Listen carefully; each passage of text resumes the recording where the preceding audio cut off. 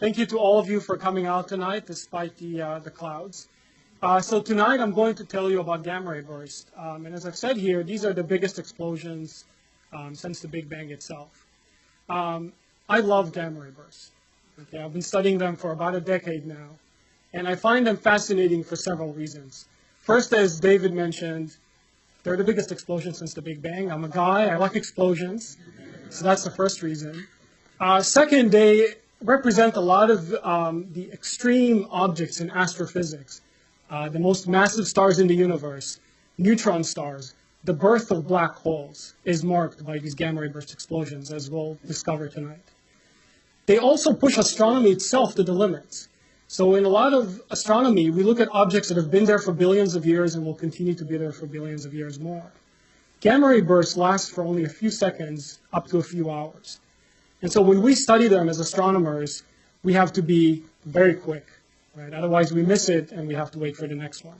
So this is kind of like astronomy in the emergency room. We do everything quickly. It's astronomy on steroids for those of you who have been following the Lance Armstrong saga.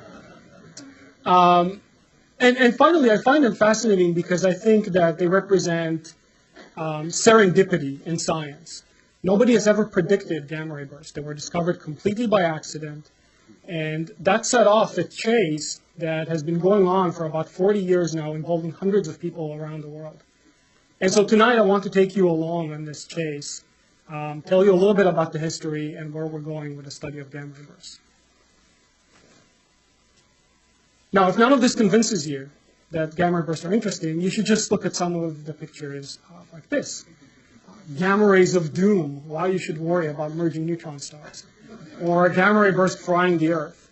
So gamma-ray bursts are going to kill all of us, so pay attention.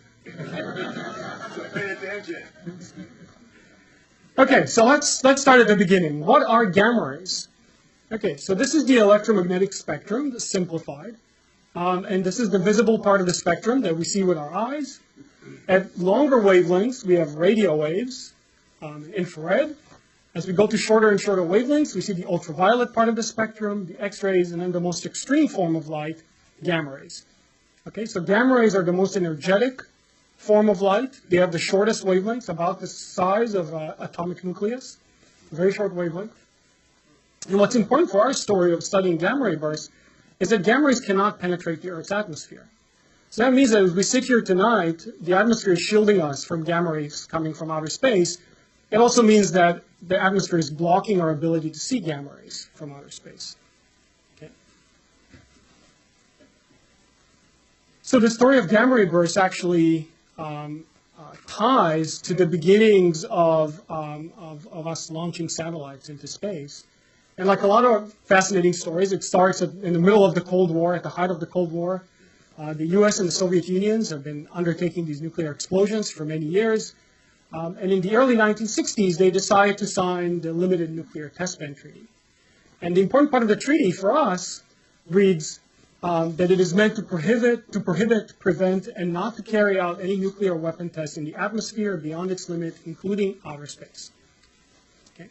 So here's a picture of President Kennedy in the Oval Office signing the treaty. Now, there was very little trust between the two sides, of course, and so as soon as the treaty was signed, the U.S. decided that it had to find a way of monitoring compliance of the Soviet Union with the treaty. And what they decided to do was to launch satellites into space that could detect the signature of a nuclear explosion. And so here are some pictures of these satellites, an artist's conception of these Vela satellites. Vela coming from the Spanish word velar, which means to watch or to guard. You can see the scale of the satellite. They're about the size of a person. Here's Kennedy inspecting one of these satellites. And so the U.S. launched these satellites into space, and they launched them in pairs. And the reason to launch them in pairs was so that they could triangulate the direction from which the gamma rays came and pinpoint any nuclear explosions, checking whether the Soviets were violating the treaty. And a few years after the launch, the satellites found this. Okay, so what are we looking at here? This is the number of gamma rays detected per second by the satellites as a function of time. And so you can see that for a brief period of time, for about 6 seconds, these satellites detected this enormous burst of gamma rays, the exact signature of a nuclear test in space. Okay, so of course that got everybody really excited. And this was the first event on July 2nd, 1967. And subsequent to this discovery, they found more and more of these events. And eventually they realized that these events were unlikely to be nuclear tests. There were too many of them. They were not coming from the right direction. And eventually they decided to declassify this information and notify the community that there are these sources of gamma rays, bursts of gamma rays coming from outer space. And so the news was announced in a paper in the Astrophysical Journal in 1973 by 3 scientists at the Los Alamos National Laboratory, which was in charge of running the satellite mission. And the title was Observations of Gamma Ray Bursts of Cosmic Origin. And the important part that they said in the short summary of the paper is that directional information eliminates the Earth and the Sun as sources of these bursts of gamma rays. So they were not coming from the inner parts of our solar system. They were coming from somewhere else, somewhere further away. Okay, so this was an enormous discovery. This is what really set off a large number of people to try to understand what is going on with these sources. So here's a little gallery of what gamma ray bursts look like. So in each panel, on this direction is the number of gamma rays detected by the satellite, and this is the duration of time during which the burst was detected. And you can see that they look very different from each other. Some of them have many spikes. Some of them are just a single spike. Some of them, like this one, last for less than a second. Some, like this one, last for about 300 seconds. Okay? And so, this, as the saying goes, if you've seen one gamma ray burst, you've seen one gamma ray burst. Okay? There are really no two that are alike, which is really amazing, even though we've been looking at these types of sources and collecting them for about 40 years. Now, to give you a sense of scale, let's think about this. The US decides to launch these fairly primitive satellites into space, the first time we've ever put gamma ray satellites in space, and immediately we discover these sources. That means they must be quite bright.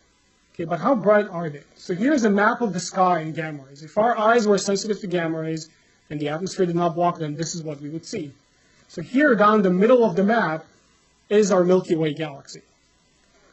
And then you can see that as we go away from the Milky Way galaxy, the gamma ray sky becomes dark, and there are a few sources here and there sprinkled around. Now what happens when one of these gamma ray bursts occurs? So here's the same map. Here's a gamma ray burst occurring. Boom. Okay? Do you see that?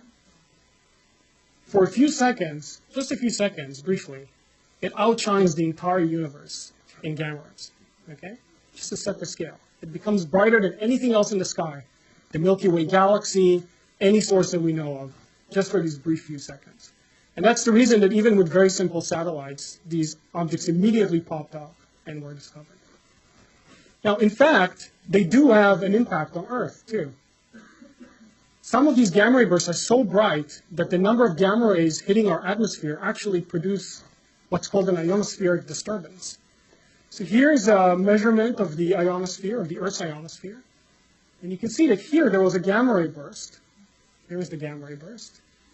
And you can see that the response of the ionosphere to the gamma ray burst, essentially the ionosphere shrinks in a little bit because it gets bombarded by these gamma rays coming from outer space. So think about the amount of energy that's required for something so far away to actually affect the structure of our atmosphere. And that's part of the reason why, if one of these objects were very close in, it could fry all of us. Okay, so these objects were discovered. They were announced in 1973. And for the first 20 years, nobody had any idea what was going on. In fact, by 1993, this compilation came out. I don't want you to try to read this, of 135 different theories for what could be causing gamma ray bursts. And at the time, there were only about 100 gamma ray bursts known. So there was more than one theory per burst. Okay, this is great. Now, to most of us, this would seem like a terrible situation to be in, right? So many theories, so few gamma ray bursts. To theoretical astrophysicists, this is fantastic. right? It's like being, kids left alone in a candy store. You get to do whatever you want. And so they came up with a large number of theories that were motivated by two facts. One is that these objects have a very short duration. They only last for a few seconds, maybe a few hundred seconds. And the other one is that they're very extreme in their properties. They produce gamma rays. They don't produce visible light or radio waves. They produce gamma rays. So they came up with ideas for maybe this is a new type of exploding stars. Or maybe these are giant flares from other stars that we've never seen on the sun. There was one theory that said that maybe these are comets composed of antimatter colliding into stars composed of normal matter, producing these gamma ray bursts. Maybe black holes colliding with various stars or other objects in our galaxy. And even interstellar warfare. I mean, after all, they set to find nuclear explosions in space. Maybe they just found bigger explosions coming from other planets. So what was the problem? Why were there so many theories possible for what gamma ray bursts are? And the problem was the uncertainty in the distance. All we knew is that they were not coming from the inner part of the solar system. But there was essentially no way of finding out whether they were coming from the outer part of the solar system, relatively nearby, from our own galaxy, or maybe even from the edge of the universe. And of course, the further away a gamma ray burst is, the more energy would be required to produce one of these bright explosions, and that would require more and more extreme models. Okay. So why couldn't we measure the distance? What's the problem? Well, here's a way of illustrating the problem. Gamma ray satellites are fantastic at finding gamma ray bursts, but they're not very good at telling us exactly where they came from on the sky. Okay? Unlike a regular telescope in visible light that can pinpoint objects very accurately, all a gamma ray telescope can tell us is that the gamma ray burst came from somewhere in here. Okay? And for comparison, this is the size of the moon. Okay? So this is a big patch of sky. Now, if we don't know exactly where the gamma ray burst came from, all we know is that it's in this patch of sky. How do we know whether it came from this star? Or maybe it was caused by that galaxy, or that faint star over there, or that faint galaxy, or maybe this collection of galaxies over here. Right? So without having a very precise position that could tell us that it came specifically from one of these objects, we would have no idea how far away the object is. Okay? So that was the challenge with gamma ray bursts. There were 100 of them known, but none of them were accurately pinpointed to tell us where they came from. But there was one interesting test, one interesting hypothesis that we can test even with very poor positions on the sky. And that is that if gamma ray bursts came from the Milky Way galaxy, then like the stars in the Milky Way, they should line up with the disk of the galaxy. Right? Our galaxy is not spherical, it's not like a ball, it looks like a pancake. Okay? So the gamma ray burst should come from the pancake.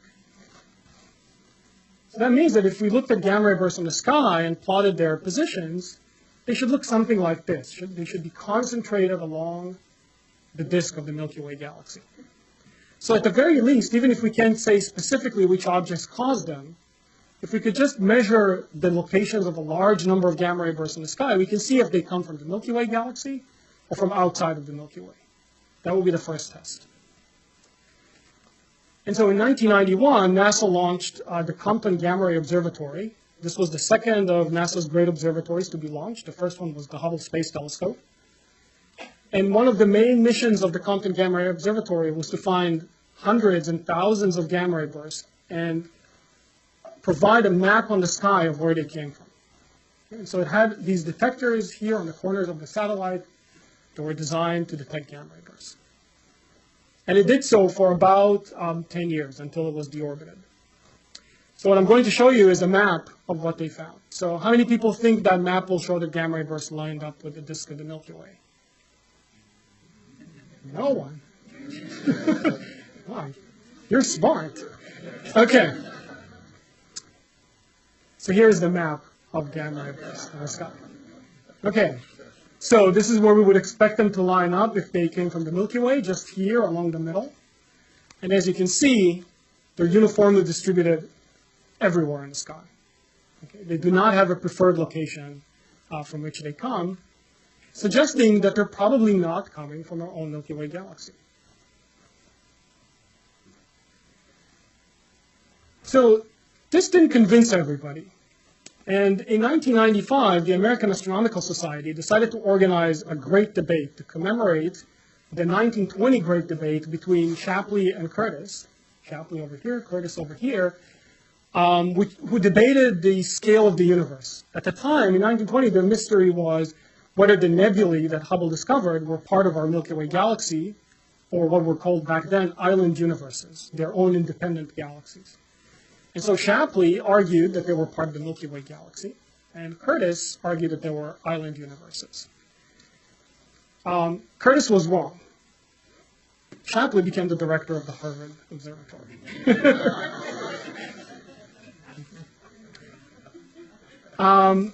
Okay, so we know that galaxies are not part of the Milky Way. They're their own island universes. And the argument this time, in 1995, was similar, the distance to gamma ray bursts. How far away are gamma ray bursts? And so there were two gentlemen arguing this question. Don Lamb from University of Chicago argued that gamma ray bursts were galactic in origin, that they come from the Milky Way galaxy. And astronomer Bogdan Paczynski from Princeton University argued that no, they are cosmological. They come from the vast cosmos outside of our galaxy. Okay, so here's a picture of Don Lamb and Bogdan Paczynski right before the debate started with the moderator, Sir Martin Rees, who's the royal astronomer, still is. He advises the Queen of England about a variety of astronomy-related things. And he moderated the debate. Now, I just showed you a map that convinced, I think, all of you that gamma ray bursts are not coming from the Milky Way. So how could these two people argue about this so vehemently? Well, the reason was that around that same time, there was an interesting discovery of neutron stars. These are objects that are about the mass of the sun, maybe twice the mass of the sun, and about the size of the city of Boston. Okay, very peculiar objects. They're left behind from supernova explosions of very massive stars. Extremely dense objects.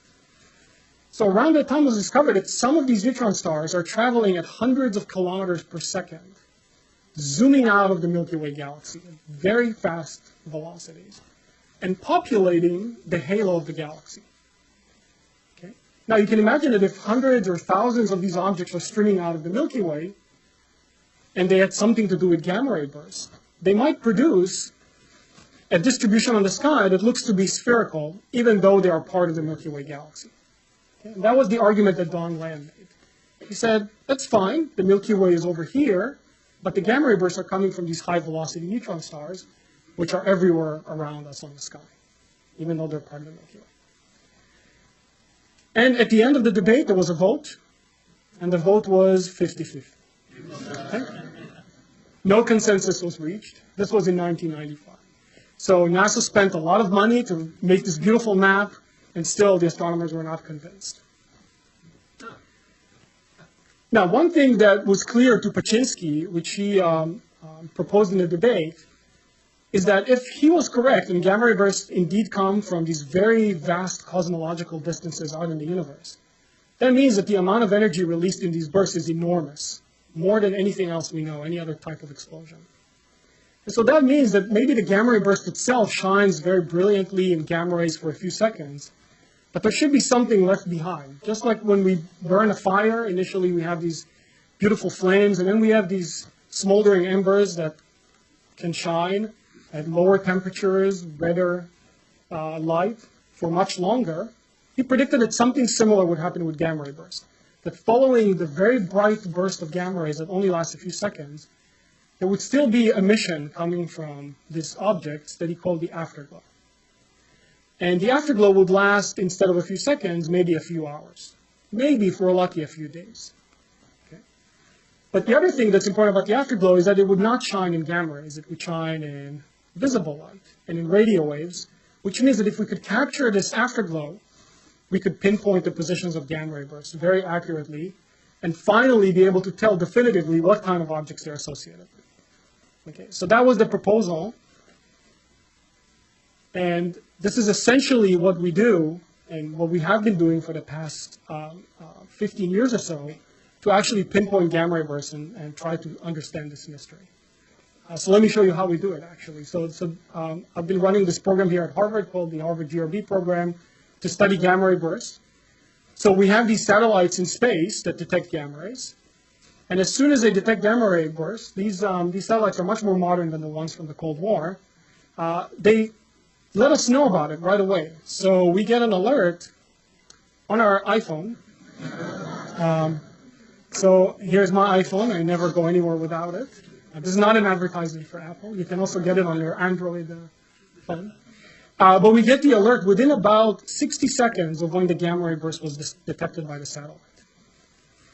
And what we do, okay, my research group, is we immediately call up all these observatories around the world and in space.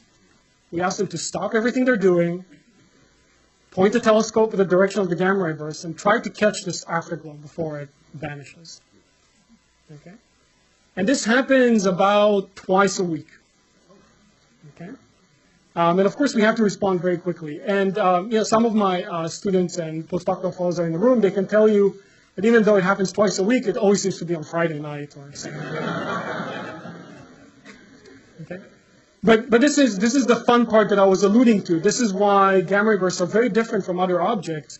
We can't wait until next week to look at them, or the next time we happen to travel to the observatory. We have to do it right now. Of course, that makes us very popular with the people at the observatory who are trying to do their own science. So here's a little movie that NASA put together, kind of illustrating the process. So here's a gamma ray burst somewhere out in space, maybe in our galaxy, maybe somewhere else. Here's the satellite detecting it, transmits the information to the ground. You can see the telescope is already moving to that direction in the sky. And then we start taking pictures. And we look for something like this, something that's bright and fades away. Now, of course, they don't come with a circle around them. Okay. So there's a lot of work involved in actually taking these images of the sky and scanning all of the sources and all of the objects and looking for the ones that fade away that can give us the very accurate position of the gamma ray burst.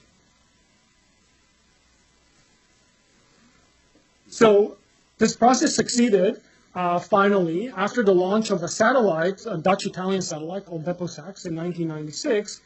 And this satellite was the first one of these gamma ray burst satellites that were designed to provide positions from gamma rays to observers on the ground as rapidly as possible. In that case, it was several hours, not a minute, several hours. And they had their first success in March of 1997, February, March. So these are X-ray images taken by the satellite after they discovered a gamma ray burst. Here's an image of the part of the sky where the gamma ray burst occurred from February 29th, 1997. There's this very bright source over here. Here's another image of the exact same part of the sky taken 3 days later. And you can see that the source became much fainter. Okay? So this is the afterglow of the gamma ray burst, fading away right before our eyes. But this is an X-ray light. Here are afterglows in visible light. I'm just showing you a few examples. So here's an image of some part of the sky that had a gamma ray burst taken with a visible light telescope. And here's an image of the same part of the sky taken a day later or a night later. And you can see that all these objects are the same, right? You have these two stars over here, these two over here, and these two faint objects or these two faint objects. Only right here, there's an object that was here and is gone the next day. Okay? Here's another example. These are images that we took with the Hubble Space Telescope.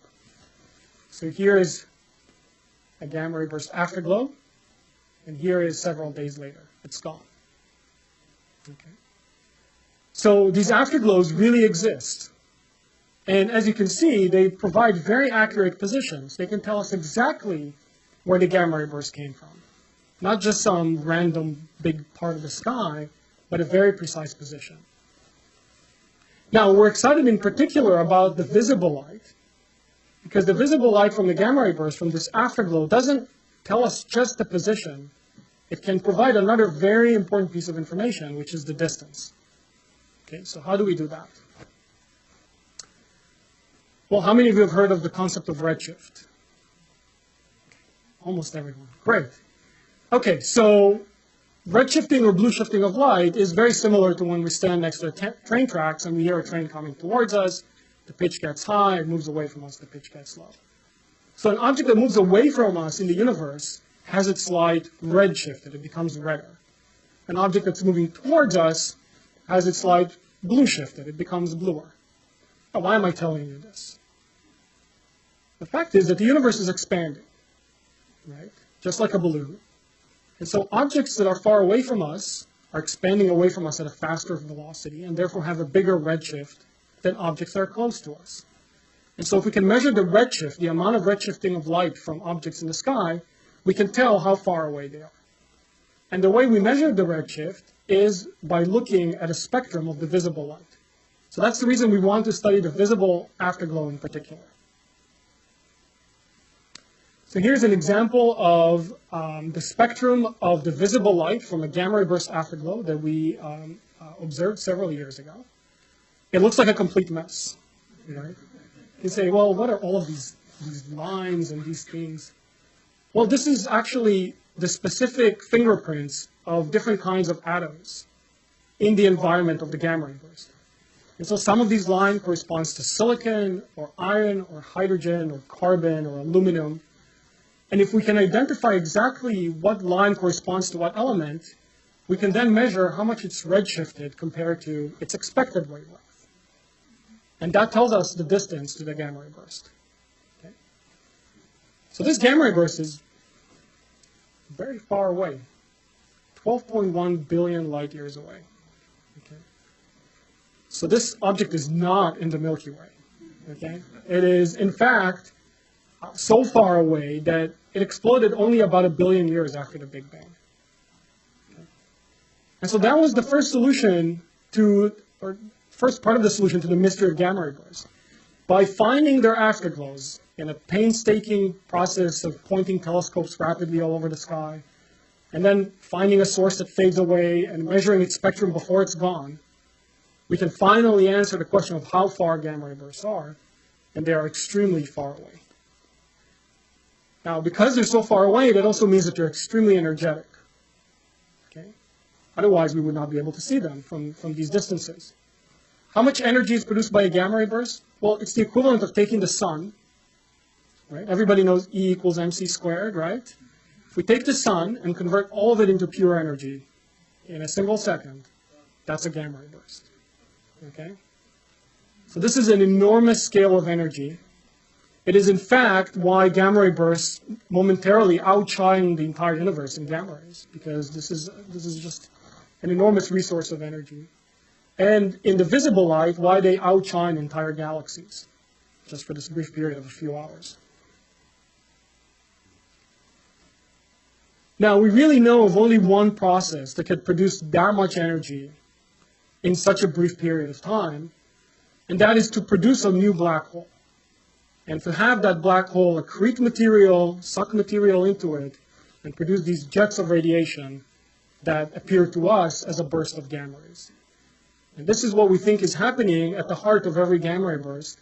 Essentially, every gamma ray burst is a signal in the universe that a new black hole was born. Okay? And we find 2 of these every week. Okay?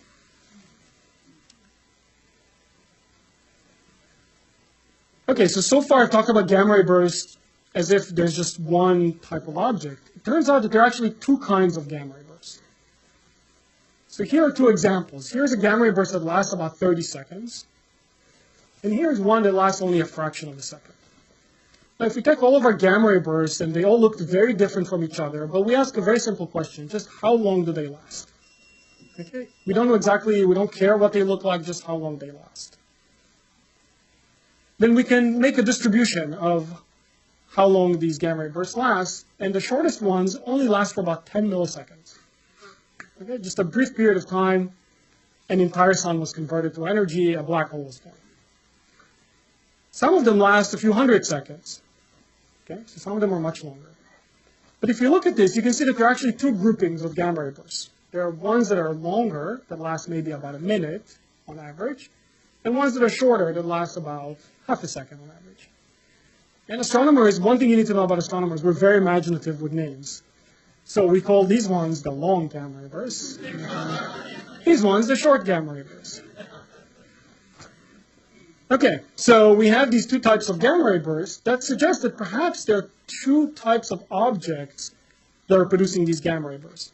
That somehow nature knows how to make things that look similar enough in 2 very different ways one which produces a gamma ray burst that just lasts shorter than other ones.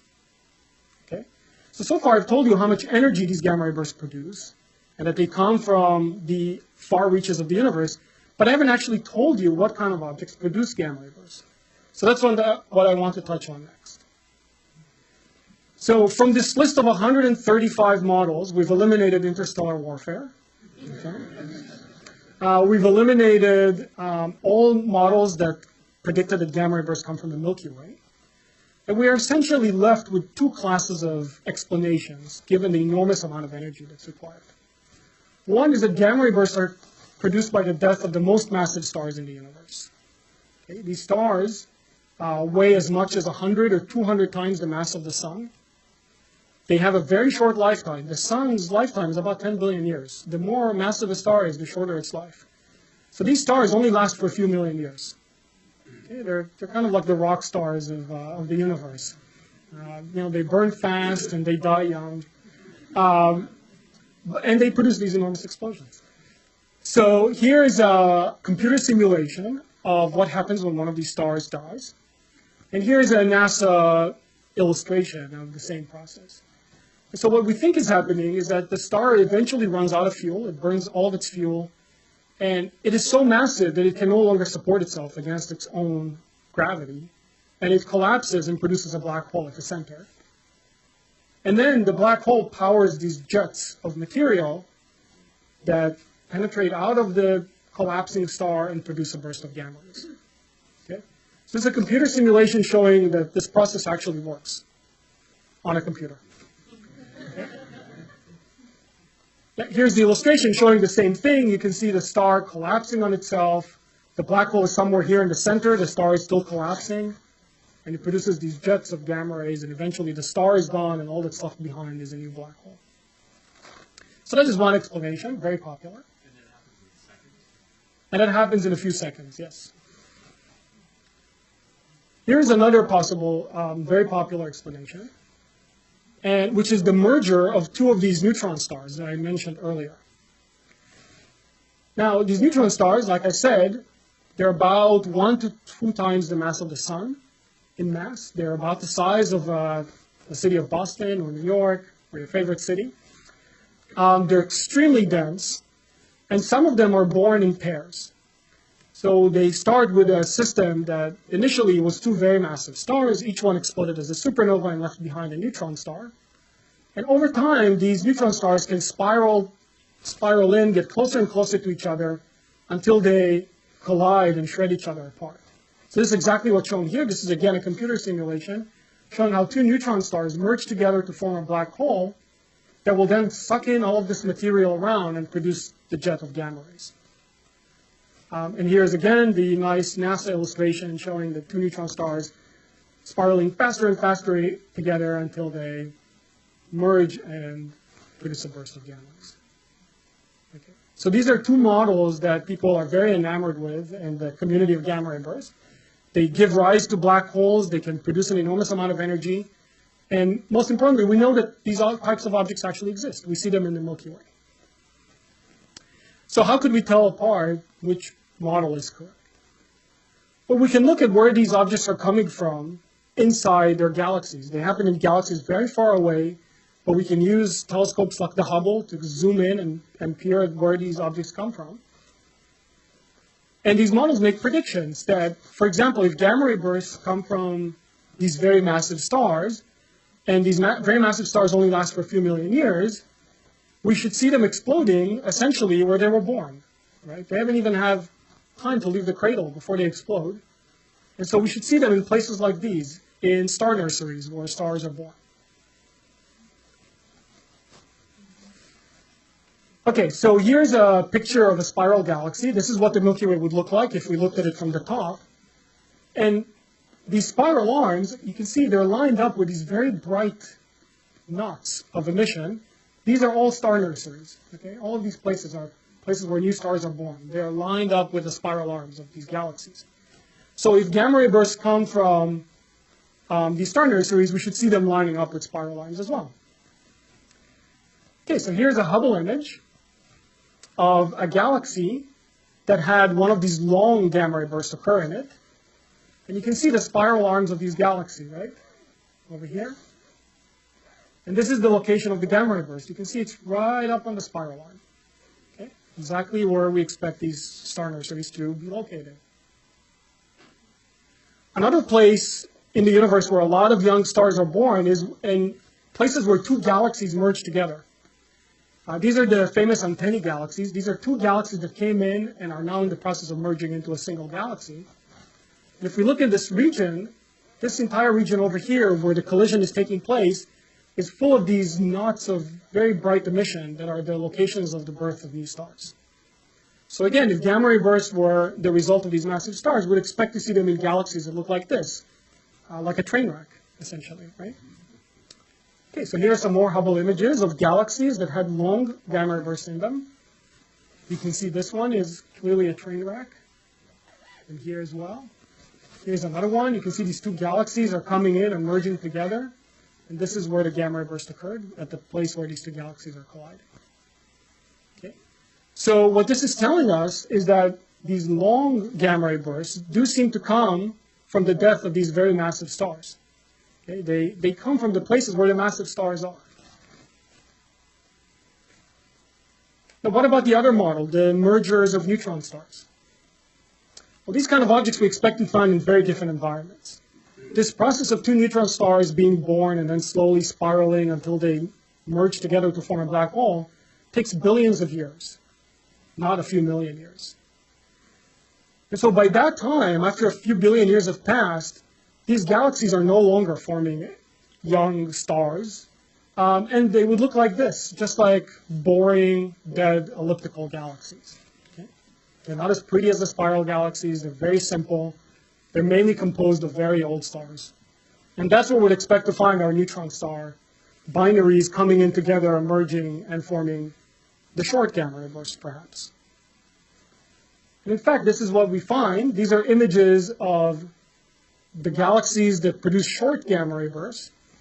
So here's a galaxy over here, just looking like a boring spherical galaxy. There's another one over here. This is the afterglow. You see, the afterglow is as bright as the entire galaxy, right? Just for that brief period of time. Here's another one, very boring galaxy. Okay, and so it seems like these short gamma ray bursts are in fact coming from these very old galaxies that contain only old stars. They do not have these young, massive stars like the ones that produce the long GRBs, the long gamma ray bursts. They have just these binary neutron stars merging together. And so just by looking at the locations of where these objects come from, we seem to be converging on a picture where nature produces gamma ray bursts in two very different ways, from collapsing very massive stars to form a black hole, or from taking two neutron stars and merging, smashing them together to form a black hole. And somehow to us, they look almost the same, even though they come from very different types of sources. So that's a lot of fun, but you can say, okay, so what have gamma ray bursts done for me recently? Right? Aren't they useful for something else? They are. So one of the interesting questions in astronomy that's driving a lot of what we're doing these days, and a lot of expenditures by NASA, like the James Webb Space Telescope, is how did the first stars and galaxies in the universe form? Okay? We know what the universe looks like today. It's beautiful, we see the sky, but we don't really know how it all started. We know there was a Big Bang over here, and we know what things look like here, and maybe we know all the way up to about 1 billion years after the Big Bang. But from here on, it's essentially a big question mark. And we essentially call it the dark ages. Okay? We don't really know what's happening there. Now, we can make computer simulations of what's happening in these early stages of the universe. And we think that the universe starts being very smooth and very simple. And over time, these first stars and galaxies form and produce what the universe looks like today. But we really want to see this happening in reality, not on a computer. So why are gamma ray bursts interesting for this purpose? Well, I've told you that these are the most brilliant sources in the sky. They're the biggest explosions since the Big Bang itself. And so potentially, if we could find some of these gamma ray bursts all the way back in the dark ages, they could illuminate the dark ages for us. Okay? And they can do it essentially in two ways. Imagine that we had a gamma ray burst exploding over here. The light from these bursts will have to travel through the entire universe to get to us. And so imprinted on that light will be the entire history of the universe. Okay? It's as if we're sitting in a dark room and we momentarily flip on the lights and we get a chance to kind of see what's around us. Okay? That's what the gamma ray bursts can do for us because they're so bright. In addition, we know that some of these gamma ray bursts come from extremely massive stars. And so if we can find the ones that are very far away, perhaps they can pinpoint for us the first stars in the universe. Okay? Think about this. We could use gamma ray bursts to find the first star that was formed in the universe. Okay? It's very exciting. Until recently, the most distant gamma ray burst that we knew about occurred about 1 billion years after the Big Bang. So right at the end of these dark ages, where we kind of know what's going on. But the challenge has been, for the past several years, for people like myself and others studying gamma ray bursts, to really find the ones in the dark ages. And I can tell you that we've succeeded, at least in several cases. So here are images taken with telescopes on the ground of the afterglows of 2 gamma ray bursts. They are so far away, their light is redshifted by such an enormous amount, that we only see them in the infrared part of the spectrum. They're no longer visible to the part of the spectrum that our eyes are sensitive to. They're just in the infrared. So you can see they're completely dark in the part our eyes would be sensitive to and very bright in the infrared. This object, when we measured its distance, has a redshift that is so large that it occurred only 630 million years after the Big Bang. Okay. And this gamma ray burst over here occurred only 525 million years after the Big Bang. So in our diagram, they happened right here. And we recently, just a few months ago, found another one at about the same distance. And so we finally now see gamma ray bursts from the dark ages of the universe, where we can see no other objects at the present. And it's thanks to the fact that these explosions are so bright that a single star can essentially appear brighter than any other object in the sky. So we know they exist there, and we know that they're giving us this tantalizing view of what the very early beginnings of the universe look like. And if we want to study them in much better detail, we need the next generation of telescopes. So here's a picture of a telescope, the Giant Magellan Telescope, that will hopefully be completed this decade, which Harvard and the Smithsonian Observatory are part of. Each one of these mirrors is the size of about the biggest telescope in the world today, and it has 7 of them. This will be built in Chile. Yeah. And so here's the size of one of the modern, cutting-edge telescopes today, and this is the size of what this beast is going to be. The first of these mirrors has actually been completed, and just to give you a scale, this is what the mirror looks like. Okay? This is just one. These are normal-sized people. So these mirrors are enormous. They're about 8 meters in diameter, and there are going to be 7 of them. Okay, so such an enormous telescope will really allow us to capture the light from these extremely distant gamma ray bursts, dissect the spectrum, and actually understand what the early stages of the universe look like. Okay, so hopefully I gave you a view of the biggest explosion since the Big Bang. It's been a fantastic 40-year journey since the discovery. I wasn't there for all of it. But again, fascinating story of a completely accidental discovery, and we're on the verge of, I think, solving a lot of the key questions. And really the next step is to use these gamma ray bursts to study the very early beginnings of the universe. So thank you.